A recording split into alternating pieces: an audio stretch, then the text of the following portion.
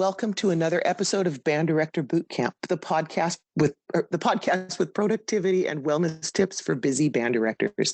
I'm your host, Lesley Moffat, and I'm really grateful to be sharing this platform with you. As busy band directors, we know you don't have lots of time to watch lengthy professional development webinars, so we share 20-minute tidbits with takeaways you can use to support you in this awesome profession in a healthy way.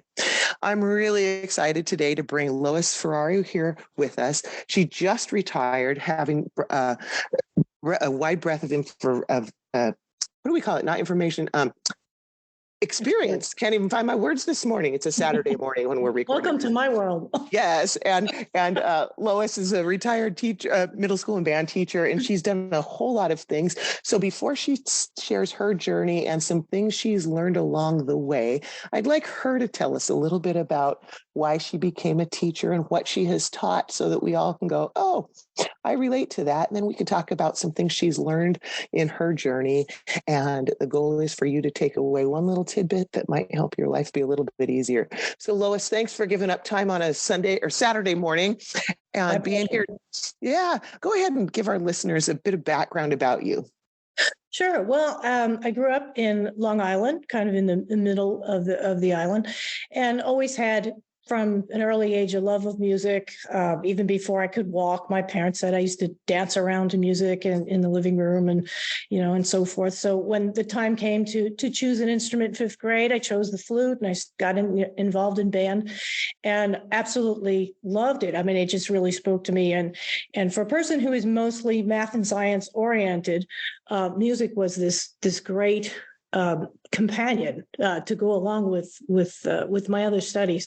So my plan was to go to med school, and I originally started pre-med and was going to be a music minor in college, and decided that my heart really pulled me more toward music. I was spending more and more time in the arts building and less in my biology lectures, and decided, had to sit down with my parents and said, okay, this has got to change.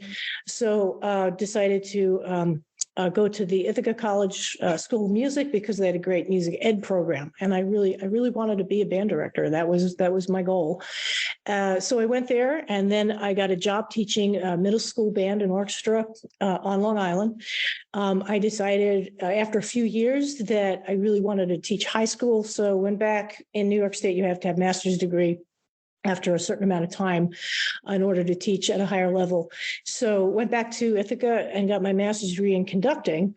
Found I really loved that. I loved conducting. I took a few workshops, found that was sort of my niche. Got a job in upstate New York teaching high school in the Marcus Whitman district near Canandaigua. Then decided, I want more. I want a different level of music. Like, I really loved the music even more than the teaching. Even so those two things were equal. But then I found that I just wanted a higher level of music in my life, and so my mentor, Rod Winther at Ithaca, had gone to Eastman and studied with Huntsberger, and was assistant conductor of the Eastman Wind Ensemble. So that's what I wanted to do. So I studied for 2 years, really hard, and practiced and took workshops. And then I finally got into that program. So went up to Rochester, spent 2 years, wonderful years at Eastman, and then looked for a college job. At that point, they were not plentiful, but a really great one opened up in Georgetown, Texas, which was at Southwestern University, and a small little liberal arts school, but very highly rated. Moved down to Texas, all the way from New York. Thought I was going to spend 3 years there, like a stepping stone, and move on. And here it is 30 years later, and I just retired from that position. So that's what brought me to Texas from New York. So that's I think a brief history. So as everybody can tell, there's a lot of different age levels, ability levels, and you left out some parts that you've also done some civic. You had a civic orchestra you conducted for 20 years? That came after a few years of being at Southwestern. I was invited to auditioned for the position of music director of the Austin Civic Orchestra, who had lost their music director.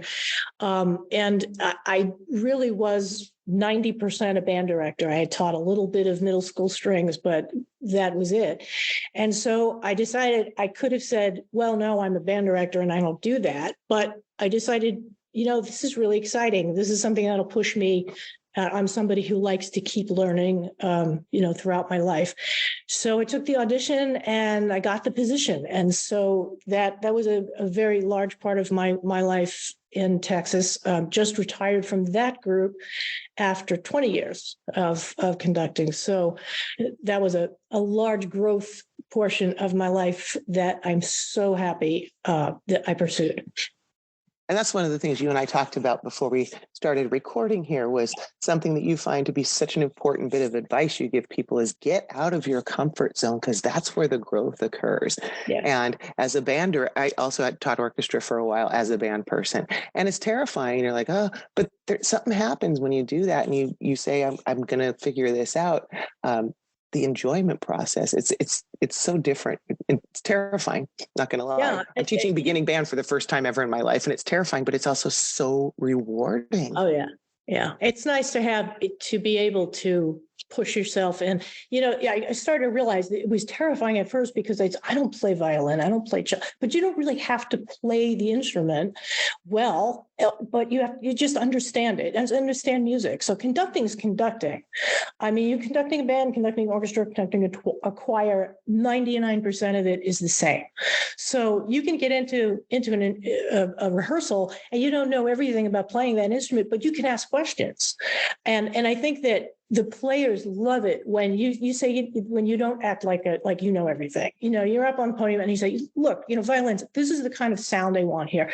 And again, this is something else we talked about as a very important thing, is to know what you want to hear first, and then you can find ways of getting it. So never be afraid to ask the players, because they know more about their instrument than you ever will, even if you've taken lessons on them and you can play all of them a little bit. Those string players, they know how to make a sound. They know what you want. So I say, you want something smooth here, you want something staccato, you want something this. How do we do that with the bow? So little by little, by asking questions, I learned how to, so when I know in the future what I want, then I know what to ask for, because you just have to consider yourself a student the whole way.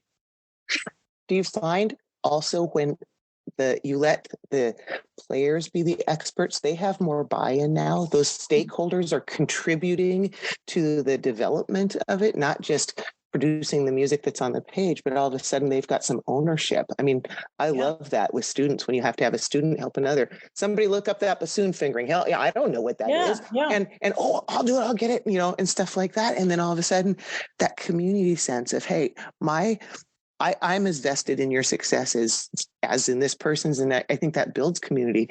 And you just triggered a thought in me. I'm a band person, and when I was doing high school band, it got so easy to just tell kids, "Here's what you need to know." Because I could.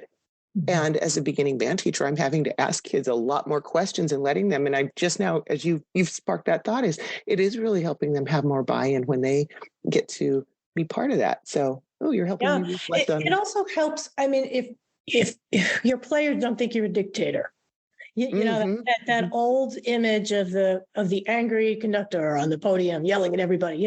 If you just make it a team effort, and you say, I'm the person up here who puts it all together, who has the vision of what this is supposed to be, of what this music is supposed to sound like, but I don't know everything. That's the thing. I mean, that's the newer way of teaching versus the old dictatorship model. Your players are going to like you more. And I don't think that you have to necessarily work to everybody has to like me. But if your players like you and respect you, everything works better. They will do anything you ask. They will say, okay, maybe I don't agree with that, but I'm going to do it anyway, because she has shown that she knows what she wants, and she treats me like a human being. So, if you treat people the way that you want to be treated, that's that old golden rule. It really works. And asking questions makes you more connected to these people rather than them thinking, oh, it's just this figurehead up on a podium. It's just, I like to break down those boundaries. I don't like to feel like the dictator. I think that the players know you respect them when you ask them for the help, saying, exactly. I trust you enough to do this. So you're sending multiple messages when you do that are there. So, and you saw the results of that, didn't you, in your orchestra, from what it was when you started to where it got. Yeah, absolutely. And I do want to say there is a line there, though, that when, technically you ask for things and everything, but I do have a line where it's my interpretation. And that I always have a thing where this is my interpretation. Don't question my tempos, my phrasing, stuff like that in rehearsal, because I've done the research and I know what I want to hear. Now, if the players don't like that, don't like my interpretation, then we get a new music director, that kind of thing. But I said, but you've chosen me and I'm here, so respect what I bring to the podium in that way. But then I am totally free to ask you for help as to how to fulfill that vision. So there's two ways. You are the boss up there, but you're not a dictator. It's a leader versus a dictator. Right there. Mm-hmm. And I love how you keep coming back to having, before you step on that podium, you have to have a clear vision of what you want, because you can't help other people get somewhere if you don't know where you're going. And so when you say, you want their help getting there, great. That's like stopping and filling up your car so you have the fuel, and stopping and maybe picking up a snack so you go. But ultimately, you've picked the destination. And as the artist, that's your role, So I love that boundary. One piece of advice I would give people this spurred something else that I wanted to bring here, is that in order to know what you want, right, you have to have some frame of reference. You have to have education. So I always tell my conducting students that you have to be not only a conductor physically, but that entails being a performer, a good musician, basically a good musician, a good history professor, right, or a good historian, and a good theorist. So all those things, when you're sitting in theory class and you're sitting in music history class, and they'll seem disjointed, and I have to memorize this date, and I have to figure out this chord, and then once you become a conductor, you realize that you have to know all of those, and they all come together to produce someone with a knowledge that can have a vision, and you can know what you want to hear, because you have the background. And that epiphany comes later. It's like, as I was doing my master's degree, I realized, I have to know form, and I have to know the theory behind why this chord does this, and I have to know the context of the history. And you also have to be a good educator. There's a certain natural ability of being able to teach people that has to be on the podium, and you can sense it with good conductors, that they actually can communicate and know they can communicate their thoughts and what they want. There's a reason why conducting is not an undergraduate degree. You can't get an undergraduate degree in conducting because you're not good enough at everything else yet to put it all together as a package. Mm-hmm. So you have to be multi-pronged. You can't just be enigmatic and expressive and physical. There's all this mental and emotional and intellectual things that have to go with it. Welcome, Band Director Bootcamp listeners. If you're feeling a bit burnt out and are ready for support and accountability partners in your wellness and productivity, we have an amazing opportunity for you.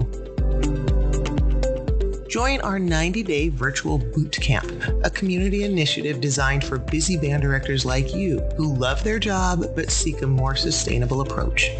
We'll meet weekly, discuss your wellness goals, and develop strategies to help you achieve them. We'll tackle productivity hacks and fine-tune systems for the upcoming school year. With 35 years of experience, I've got some tricks and tips up my sleeve that I can't wait to share. So, as we move into a new season of our lives, if you want to feel empowered and supported by like-minded individuals, this is your chance. Reach out to me at banddirectorbootcamp.com or click on the link in our show notes to schedule a 15-minute call. Let's ensure this is the right fit for you, get you signed up, and embark on this wellness journey together. Because together, we rise. Being a conductor is like being a chef. You Well, have to yeah. understand your ingredients and how they interact together, how Yeah. much of each. I just thought of that. Yeah, we're very much like That's chefs. my other passion is cooking. Okay, there you go. Love it. And I wish I think if I wasn't a conductor, I might be a chef. Yeah. But such similar products. And you have, Yes, yeah. absolutely. And what's in season. Oh, okay. That's a whole other podcast. Well, we're wanting to keep these tidbits manageable. So I'm going to ask you for some parting advice geared towards our new band directors, because my vested interest here is to make sure we are making sure that the music ed community, specifically band directors, can keep doing this important work in a sustainable way. So do you have some advice you could offer to our beginning teachers now that you're on the other end? Maybe something you either wish you had known at the beginning or you found to be kind of your go-to. Yeah, I think don't be afraid to fail. I think really push yourself, know what your vision is, and always strive for that vision and find a way to make a plan to get there.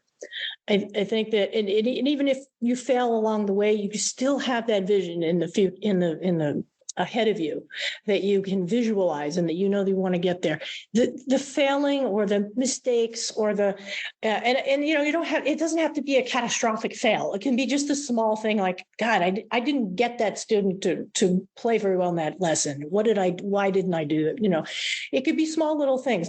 It can be like obstacles of administration or colleagues or things, but don't let that stop your vision for what you really want. Everybody's vision can be different, but the planning and the persistence to allow yourself to make mistakes, because you've heard this. I mean, it's such a trope that, you always learn from your mistakes. And it really is true.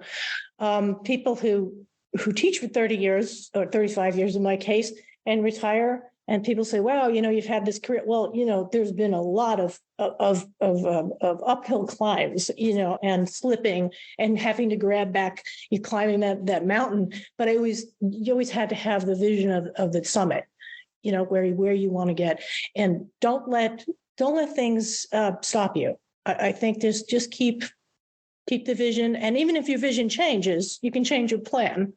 But I think that's the thing. Don't say no to things. When people ask you to do something new, say yes and figure out how to do it. So that's my parting advice. Just don't give up. So that vision piece, like GPS, you're going to program it into your phone. You got to get there, but you might have to take some detours along the way. But if you don't have a destination plugged in, you don't know where you're going. That's exactly right. It's a great analogy. Okay. Well, you have brought many tidbits of information to our listeners today. Congratulations on your retirement, and thank you for all you have given to the music ed community that will keep on giving through the students and their students and so on. So I want to thank all the listeners as well for being here to hear what Lois Ferrari has brought to the table today and all of the differences that each of you is making in the lives of students through the magic of music education. Join us next time for another episode of productivity and wellness tips to make your life a little easier on Band Director Boot Camp.